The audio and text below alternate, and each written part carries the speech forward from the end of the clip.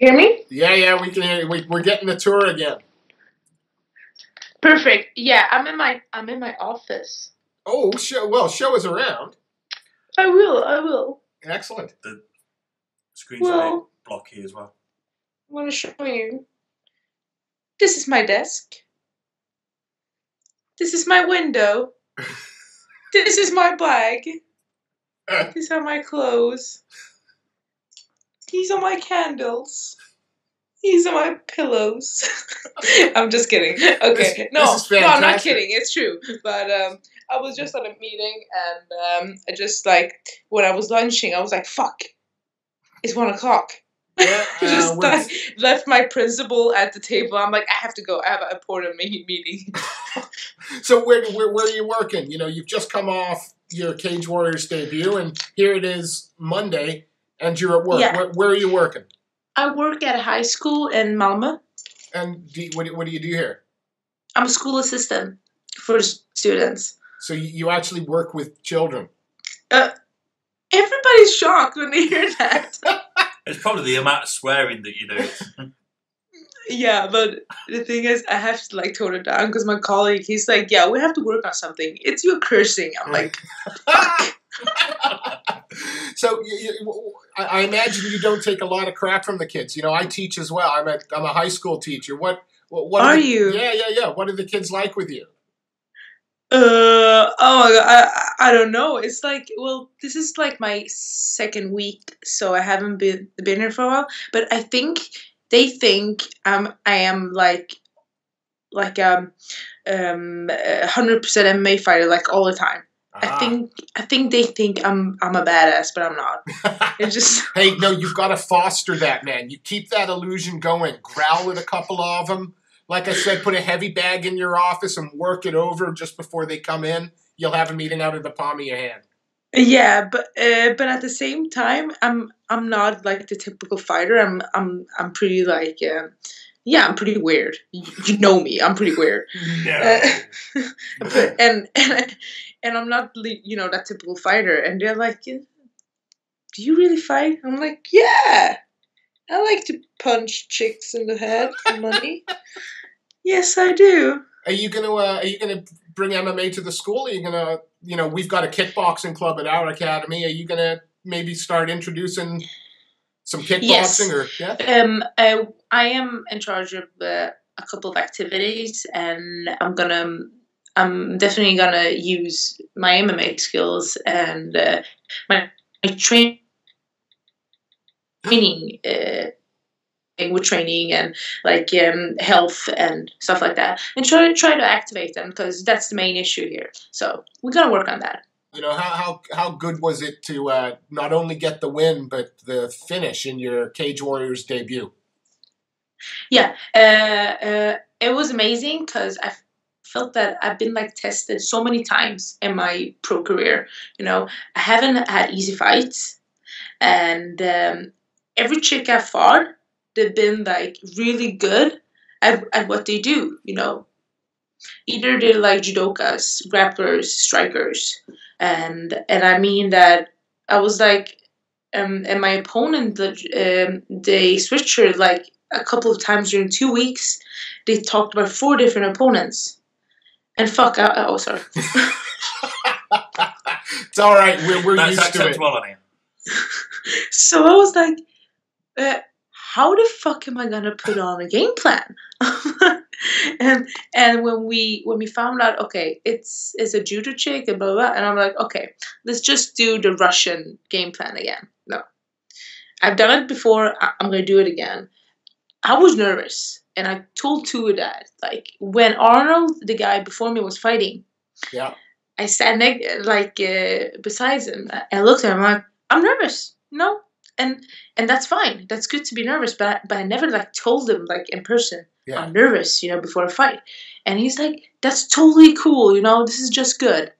And he told me, you will like probably lose the first round, and that calmed me down so much. Well, Megan, I feel so calm when he told me that. Well, Megan obviously is a high-level judoka, and obviously that first round. My question was going to be, that's a great place for it to freeze. Okay. So I'm so sorry for these weird interviews we always do. Sorry. no, I tell you, it makes them special, Pannie. Okay, let's do it. You're facing a high level judoka. She hit you with a couple of head throws and maintained top position in the first round. Obviously, Tua said you're probably going to lose the first. But was that still frustrating, or could you feel her starting to tire even when she was in those top positions? So the thing was, he told me, okay, she's pretty, she's pretty stiff. She's got a huge upper body. And we've been through this before. He's just like, well, she will be strong the first round. She will throw you. You will be in bad positions. You will get up, and she will probably win the first round. Okay, I don't want you to be frustrated. I don't want you to be scared. Blah blah blah. I just want you to be focused, and you will be strong for the second, third round.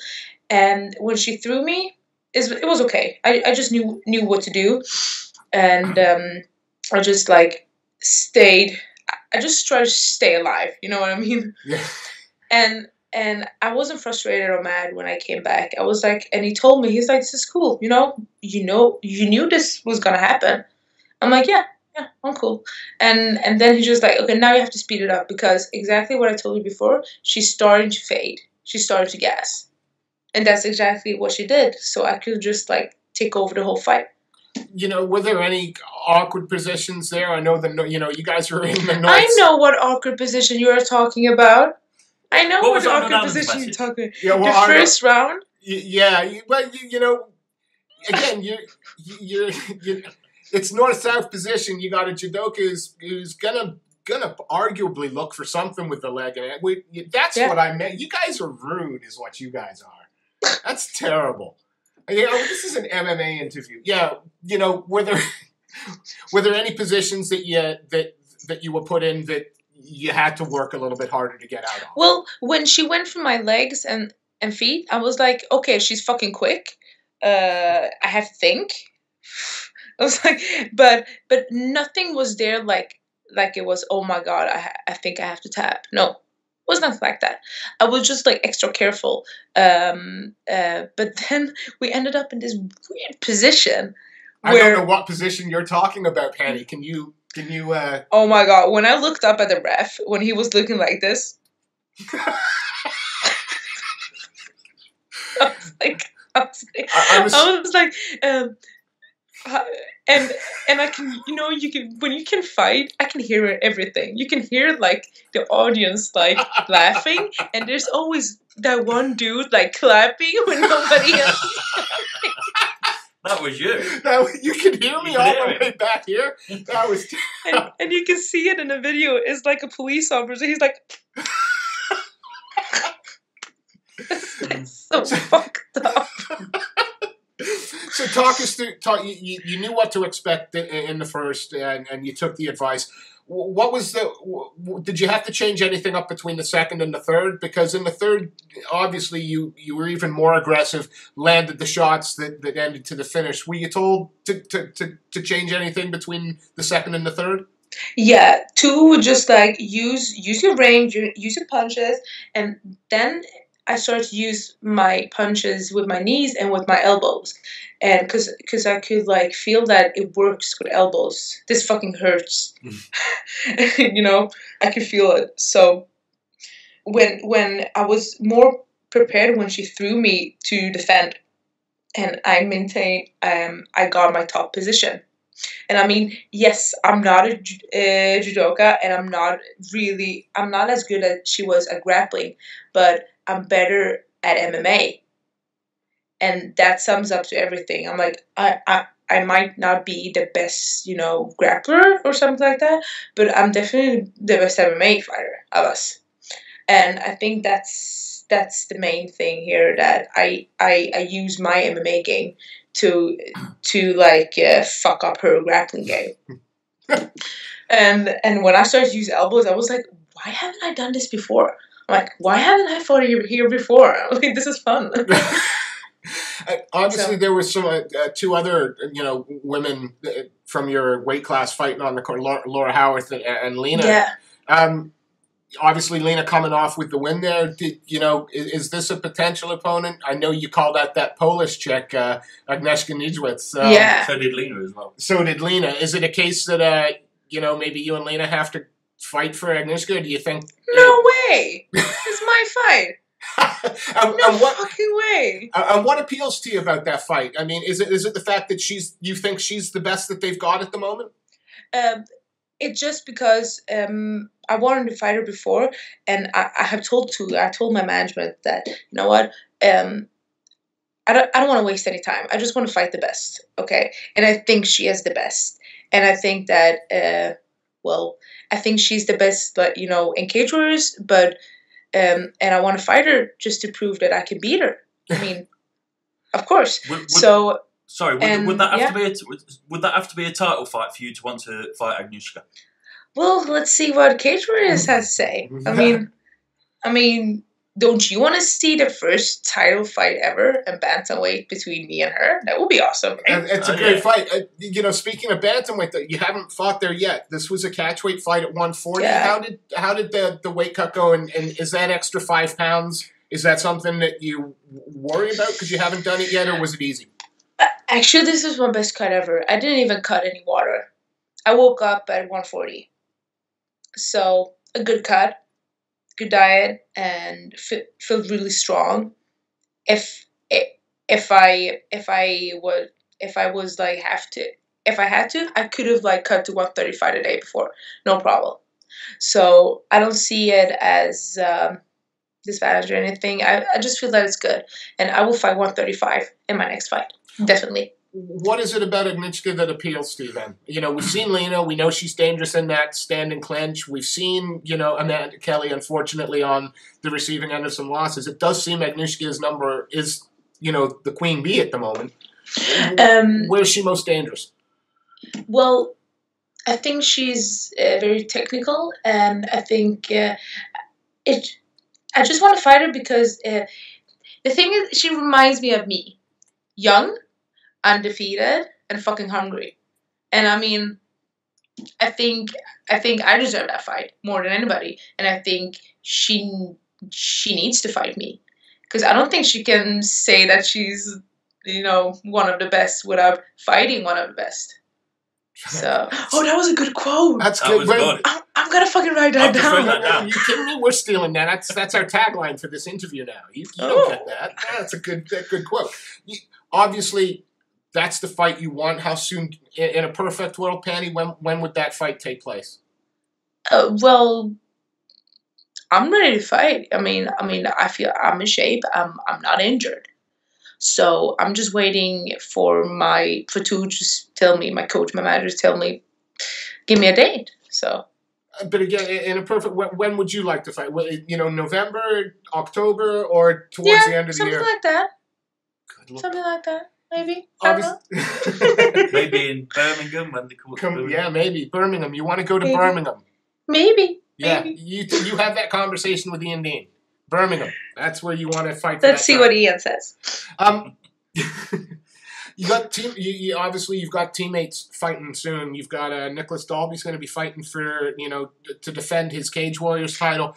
Having camps that close together, how useful has that been for you, or because of maybe the bit of the size difference between the period, do you not train with Nicholas quite so much? I haven't trained with him for my fight. I haven't, but I can see.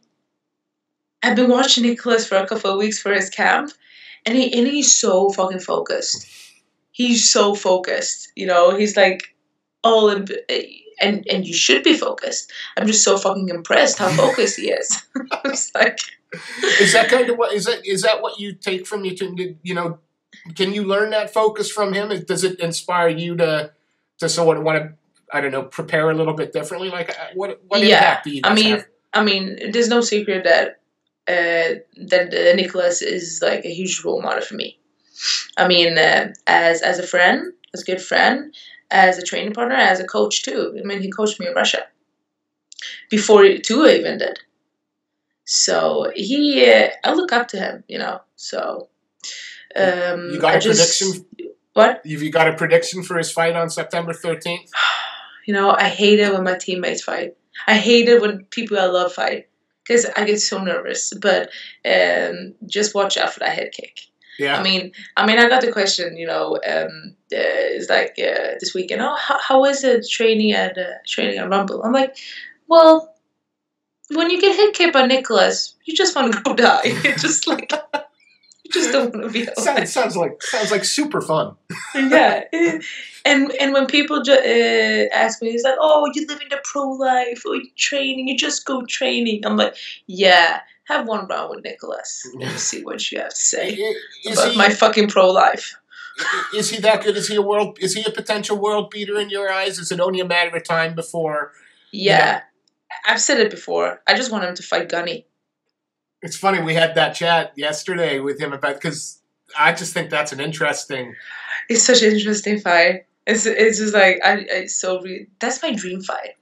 Well, do you think their styles are similar? Because he doesn't see it. No, not standing at all. I mean, Gunny is like phenomenal on his back, but I think he would have problems with Nicholas, like huge problems standing.